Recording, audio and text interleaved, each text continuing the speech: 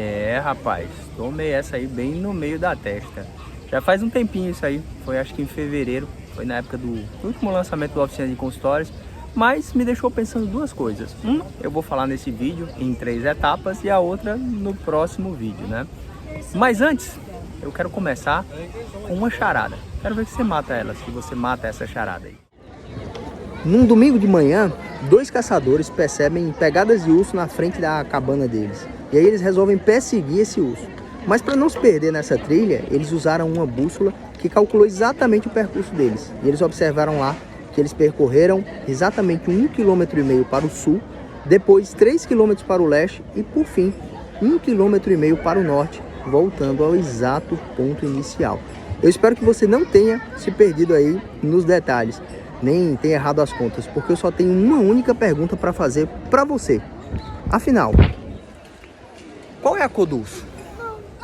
Cara, eu levei alguns anos, talvez mais de uma década, para poder chegar na resposta dessa charada aí. E sabe de onde ela saiu? Eu já falei aqui algumas vezes, meu pai era um baita leitor, ele era um leitor inveterado e ele gostava muito de ler uma revista chamada Seleções. E lá nessa revista tinha, lá do meio pro fim, algumas sessões de charadas, né? E na última página tinham as respostas para essas charadas, né? Mas calhou que essa revista aí tinha rasgado a última página. E aí eu fiquei louco para descobrir, porque foi a única, tinha os níveis, né? Esse era o nível mais difícil. E foi a única que eu não consegui matar da revista, né? E meu pai ficava lá me instigando, né? Eu era pré-adolescente, na época adolescente, pré-adolescente, na década de 90. Meu pai, e aí, Natel? Quero ver que se você mata essa daí, que essa aí é do Instituto Manson.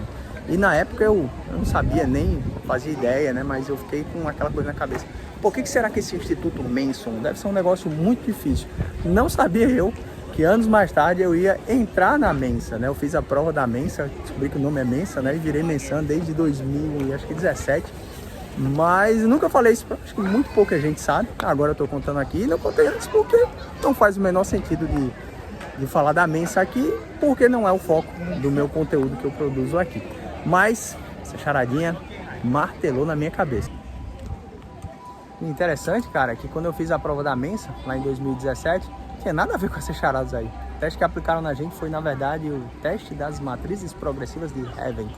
Era o nome do teste lá que tinha que ser aprovado para entrar na Mensa. Mas eu já explico por que eu falei na Mensa, porque, na verdade, as 3 lições que eu quero falar é sobre aquele topo que eu mostrei lá no início, né? E a primeira lição que eu trago disso aí é: eu vou precisar voltar, na verdade, com vocês para meu último ano de faculdade. Na verdade, o último semestre, né? Eu estava já para me formar e aí a gente tinha alguns estágios, né, lá no internato, né?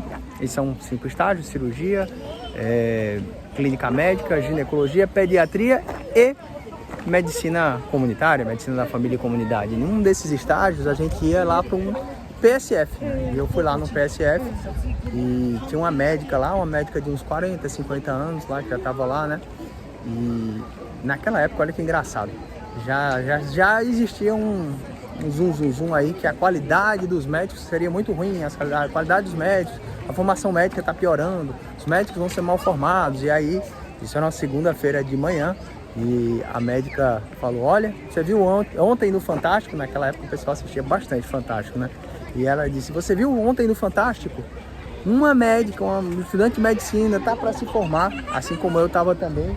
E eu tô olhando porque eu achei que tinha pisado em alguma coisa aqui, mas uma médica que tá para se formar e ela não sabe escrever abscesso. Você acredita nisso?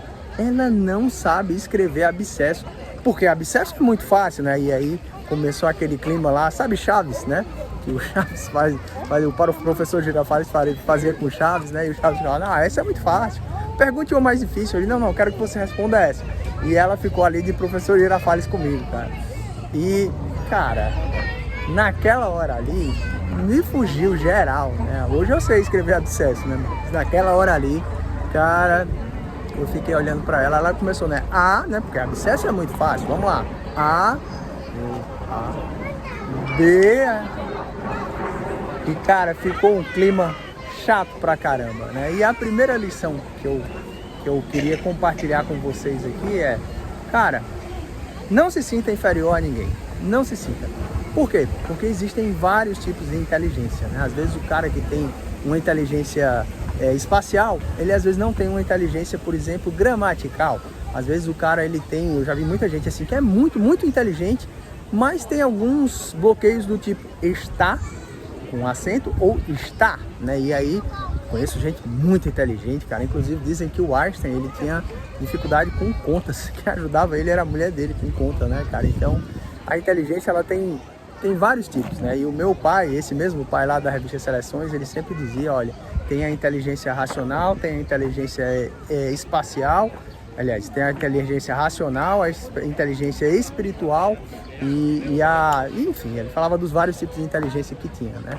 Ele já naquela época ele me falava alguma coisa a esse respeito. E aí, anos depois eu fui aprovado na Mensa, que é uma sociedade de alto QI, né? E aí eu, naquele momento lá, né, alguns 7 anos antes, eu me senti a pessoa mais burra no mundo, cara. Eu disse, cara, eu não tenho a menor condição de ser médico, eu não sei escrever abscesso, cara. Como é que eu vou ser médico, né? Eu saí dali agora que eu tô no zoológico, né? Igual um avestruz querendo botar a cabeça no buraco, né? Então, cara, primeira coisa, não se deixe intimidar.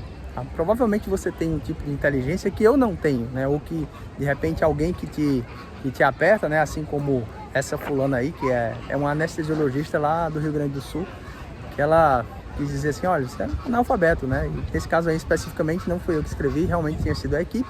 E, cara, muito provavelmente, não foi nem um erro gramatical, foi um erro de digitação, né? Mas, enfim, primeira lição, não se deixe assim alguém apontar na sua cara e dizer assim, olha, você aí é um incompetente. Não se deixe. Provavelmente você tem algumas qualidades que essa pessoa até não tem. A segunda lição, rapaz, ó, segunda lição é exatamente o contrário. Não se sinta superior a ninguém. Não deixe ninguém apontar na sua cara e dizer assim, olha, você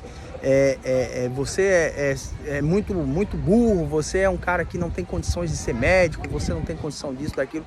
Não aceite esse dedo na cara, mas não faça você com ninguém.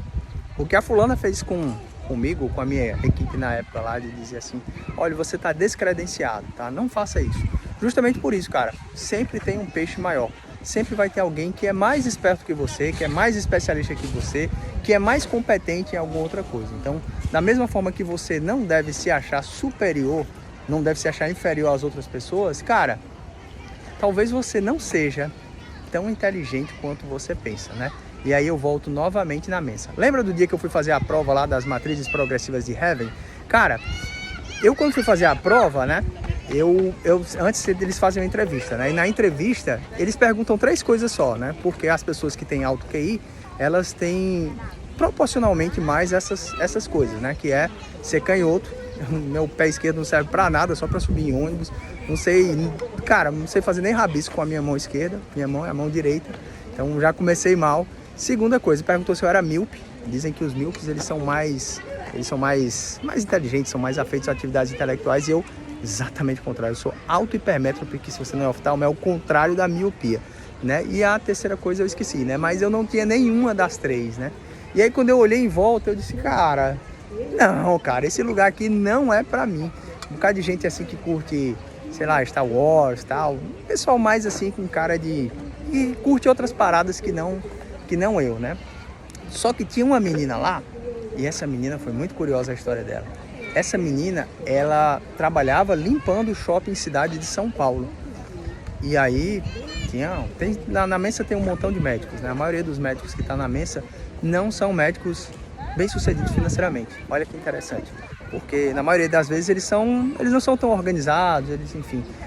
A superdotação ela vem com algumas outras coisas no pacote que, sinceramente, eu tenho minhas dúvidas se mais ajuda ou mais atrapalha, né? Mas um bocado de médico lá e tem uma menina que varria o shopping lá, né? E aí, qual que era de se esperar, né? Que os médicos se sentissem superior à menina, né? E tem que, inclusive, pagar para fazer a prova da Mensa, né? E, obviamente, a menina que varria o shopping, ela não ia pagar, né? Quem pagou a prova dela foi uma menção, a senhora que estava lá nesse dia aplicando a prova, né? Que viu ela varrendo o shopping lá e ela, segundo ela, né? Ela disse que ela fez juntou algumas rodos, vassoura lá e tal, e conseguiu varrer muito mais rápido que todo mundo. E eu olhei e disse, essa menina tem uma inteligência fora da média. E eu encostei nela, né? Isso é a senhora falando, né? E falei, ó, se eu te pagar pra tu fazer uma prova lá, pra entrar num grupo que eu pertenço lá, você faria essa prova? Eu disse, sábado, não tô fazendo nada, eu vou lá e faço a prova assim. E cara, só pra encurtar a história, essa fulana aí que varre o shopping Cidade de São Paulo, não sei se ela ainda tá lá agora, porque foi 2017, né? Mas ela foi a maior nota da minha prova. Foi quem teve o teste de QI com um número mais elevado, né? Eles não dizem o número lá, né? Só dizem se você ficou acima do percentil 98 e qual é o seu percentil, né? E o dessa menina lá foi o disparado mais alto de todo mundo, né? Então, cara, segunda lição, não deixe ninguém apontar o dedo na sua cara, mas não se sinta superior a ninguém no que se referente a isso. Por fim, a última lição, né, antes da gente encerrar esse vídeo, e ainda vou continuar nesse assunto, mas com outro aprendizado que eu tive. Mas, por fim, cara, o terceiro e talvez mais importante lição que eu aprendi com isso, né, e trago para você o que eu vou fazer 40 anos, né, esse jovem quarentão aqui, queria dizer para você, cara, use a sua inteligência para você. Não use a sua inteligência para ninguém, nem queira parecer inteligente para coisas que não vão te trazer retorno, né, diretamente para você, né? E aí eu falei do meu pai, falo do meu avô também, né, cara? Meu avô e meu pai, eles viveram a vida que eles sonharam, né? Eu acho que se meu pai ganhasse 5 vezes mais grana, eu acho que ele viveria a mesma vida que ele viveu, assim como meu avô, né? E então eu vim aqui parar no Japão, quero dar a volta ao mundo, né? Então eu investi minha grana nisso aqui, né? E minha inteligência de chegar aqui não só para ganhar dinheiro, mas economizar dinheiro, mas para também, enfim, né, me locomover aqui, me comunicar, enfim.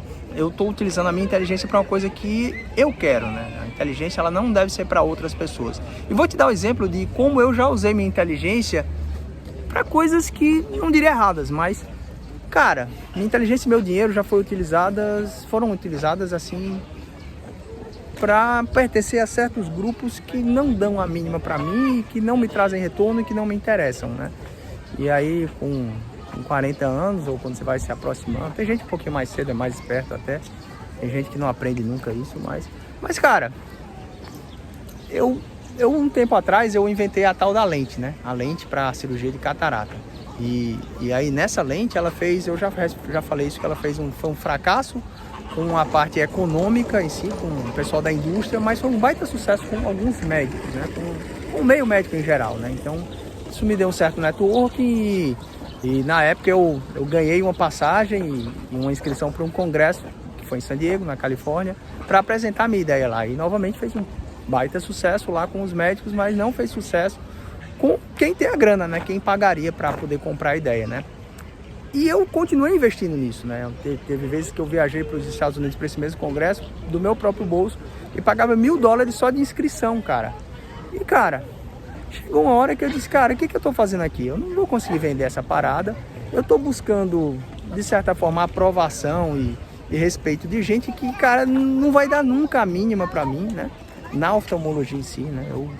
Cara, por mais que eu me esforce, tem alguns lugares que vão estar fechados para mim, né? Então, não quero nem entrar nesse mérito não, e não tenho nenhuma dor de cotovelo nisso não, sabe? Mas eu comecei a dizer assim, cara, por que eu vou gastar $1.000 pagando uma inscrição de um congresso?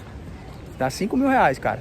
Se eu posso pagar isso aí para, por exemplo, viajar para um lugar que eu quero e fazer uma coisa que eu quero muito, que é o que eu estou fazendo agora. Então, cara, use a sua inteligência para você e para os seus, para as pessoas que estão aí próximo de você, para a sua família e assim, use essa inteligência de modo que vá lhe dar realização pessoal, você e sua família, e para as pessoas que estão aí próximo de você. Não pegue as suas capacidades, que com certeza você tem, né? E com certeza você tem algumas capacidades melhores que as minhas, outras não, mas algumas melhores que as minhas, né? Assim como todo mundo, né? Cada um tem suas individualidades. Pegue isso, cara, e use pra você. Assim como meu avô usou, né? Meu avô, ele viveu a vida que ele quis. Meu avô, ele queria morar no sítio. Então, ele não me deixou por menos. Meu pai também, cara. Meu pai, se ele pudesse fazer diferente, ele... E aí, meu